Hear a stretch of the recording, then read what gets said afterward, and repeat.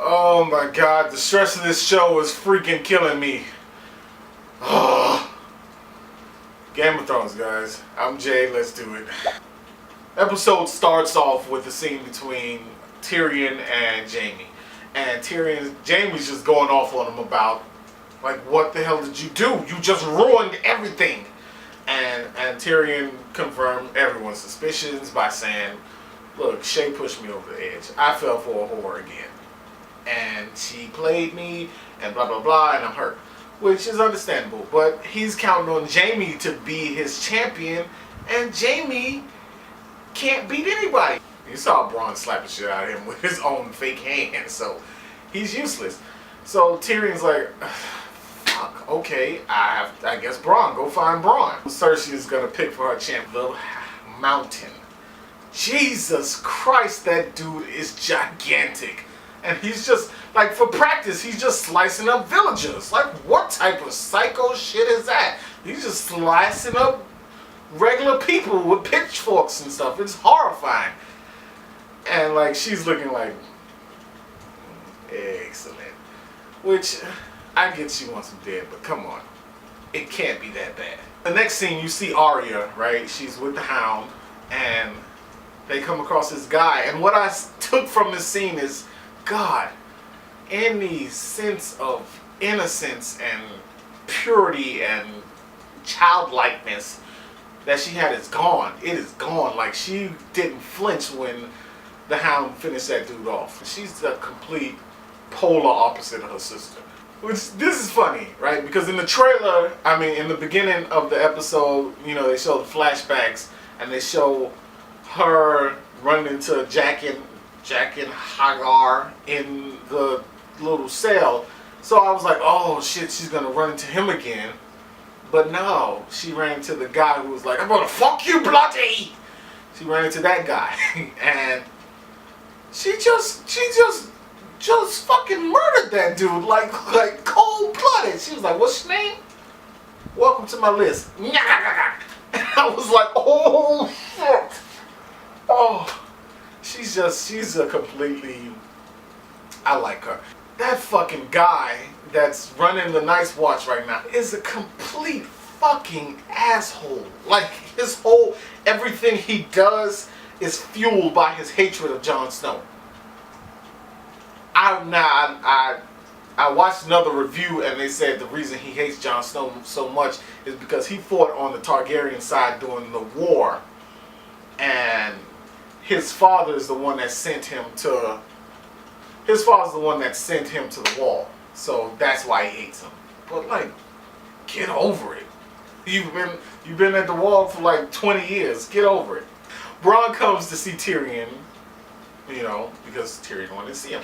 Bronn shows up. He has on like princely robes, and he's like has this swagger about himself, and he's cleaned up. And I'm like, what the hell is going on? What are you wearing? You wouldn't wear a gold cloak, and you wearing this shit? So turns out he's to be married to a lady. He's going to marry a lady and inherit a castle and lands and money one day. Surprise, surprise, when you find out why this is happening, Cersei has made a match for him.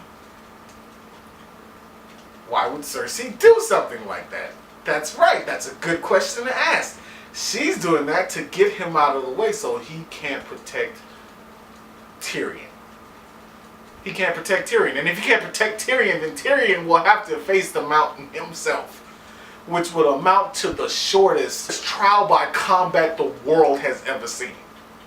Because I really think the Mountain would just pick him up and put him in his mouth and chew until it's over. She's kind of smart sometimes, but she's not. She thinks like, oh God.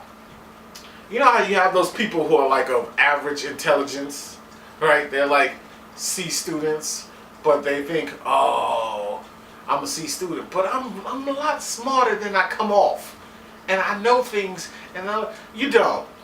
You're not as smart as you think you are, and she really isn't. And this is her problem right now, because she's like, I got it under control. She didn't see this trial by combat coming, but now that she does, she thinks she has a handle on it. She doesn't. And I knew that before this episode ended. Back in Marine, though, Dario finally got the draws. He has been pining over her since he first met her. And he finally, he keeps bringing these whack-ass flowers, which I guess for a regular woman that shit would work. You know, she wasn't having that shit. But she let him get them draws anyway because she wanted it. It was on her terms. Or so she thinks. You know, Dragonstone looks like shit. Can I first say that? Everybody on Dragonstone they look as tired and broke as the Ironborn. And I really, like, it's just sad. And then you get Melisandre and she's walking through there with this red on. And she looks so well kept together and rich and powerful. It's weird to see her in contrast with the queen who looks like she should be her servant girl. Melisandre's weird. Okay, she's creepy. But what I've learned in this episode is she admitted to duping people with her Lord of Light stuff. Like she throws a little shit in the fire and then the columns come and then, you know, she makes smoke with it. And she's a trickster. Like, don't get me wrong, there are some, when it comes down to the gods, like the drowned god and the seven and the tree gods of the north and the red god, if I had to pick two that I actually would believe in, it would be the red god, Lord of Light, and the gods of the north. And I'll tell you why. The seven ain't did shit. I haven't seen any miracles or any nothing from the seven. The drowned god, literally, you just throw a bitch in the water and they drown. It's walking the plank. That's not really a religion. But the red god is bringing people back from the dead and shit, and you know that kind of stuff is happening. The gods of the north, they giving people the sight and they're seeing stuff and people jumping into other people. So those two gods, I see something happening and I can understand and respect.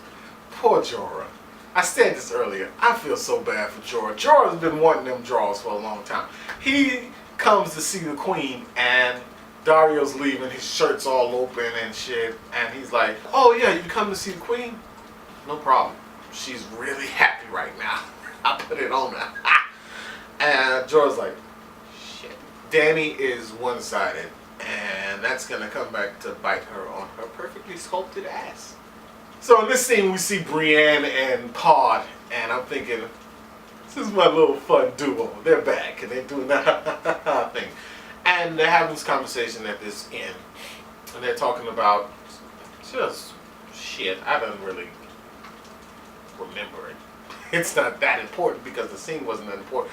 Until Arya's little friend Pork Pie or whatever his name, I forget his name. It's something Pie. He has this conversation with them about blah, blah, blah, blah, blah, about the pies and all this, and they're looking like, oh, you shut the fuck up, please. Shut up. Shut up. Don't talk anymore. Please, for the love of the seven, the red god, the drowned god, the 16 teeth god that they talked about in season 2, shut up! Brienne mentioned the Starks to him, and he was like, oh yeah, they're traitors, blah, blah, blah. So they go to leave, and he comes back. Pod says, I don't think you should have brought the name Stark up. It's not really good to be around.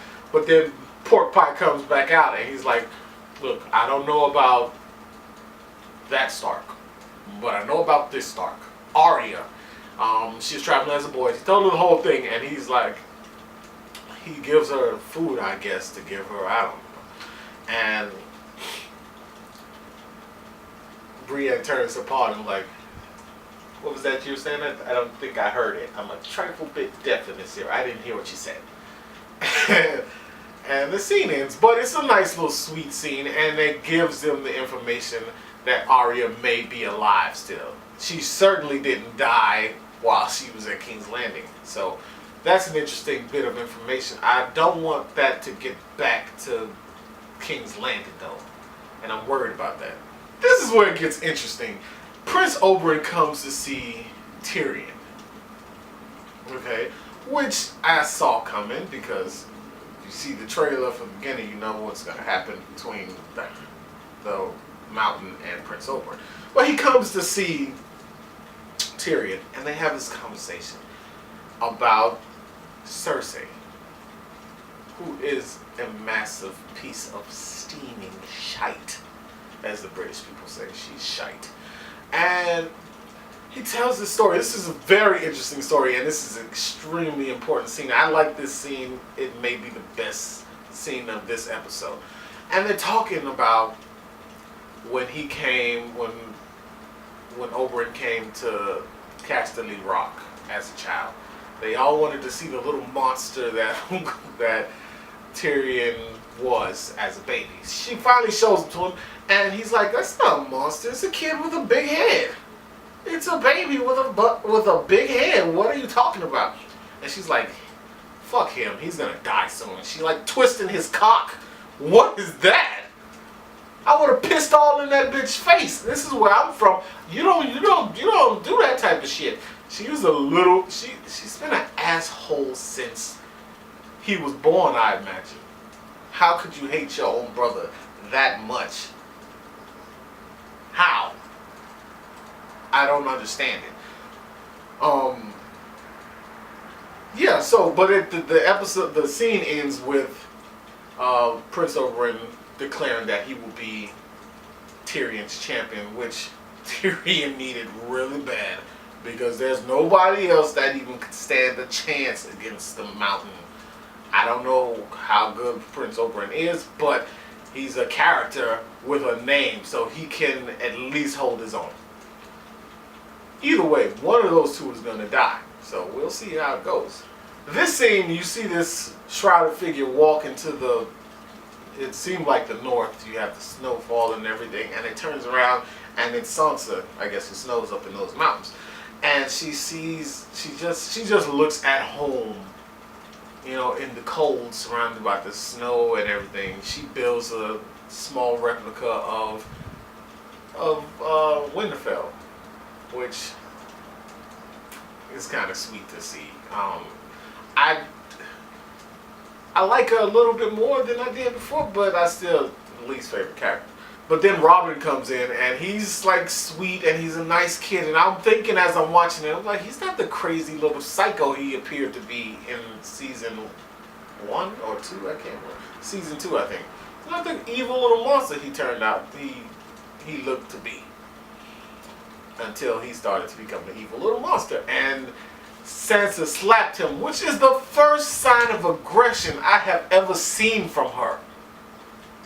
That's it. That's the first time. And in my head, I know she saw Joffrey's head on his little body, and that's why she slapped the shit out of him.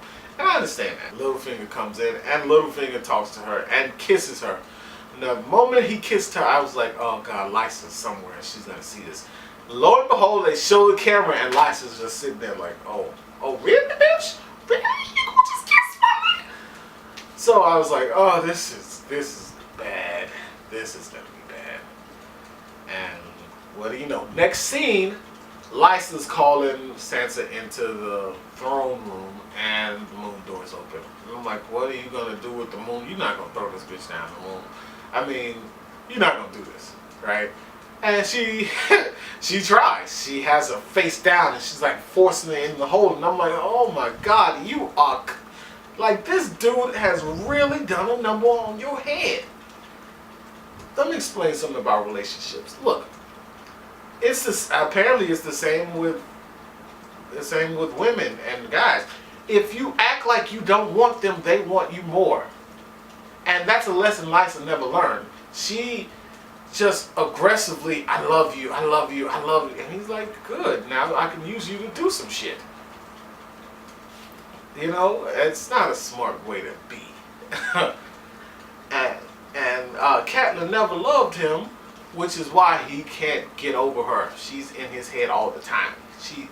He claims she's the reason why he killed Joffrey, which that ain't true. I don't believe that. I do believe he cared and loved Catelyn, but he killed Joffrey for his own interests. Episode ends with Littlefinger pushing Lysa down the moon door. Yeah, down the moon door. He pushed her. He was like, only woman I've ever loved. And she's like, oh God, it's me. I knew it. No, it's not. It's your sister. And he pushed the bitch down the hole. And I was like, oh my God, she's gonna fall. No. Oh, wait, I don't care. So this episode is pretty good. You know I love this show. It's starting to it's screwing with me. Like it's like my blood pressure's going up. The show is messing with my head.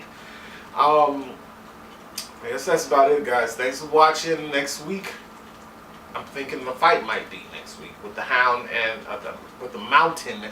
And I'm thinking the fight might be next week with the Mountain and Prince Martell. I hope so. We'll see. I'll see you guys next week.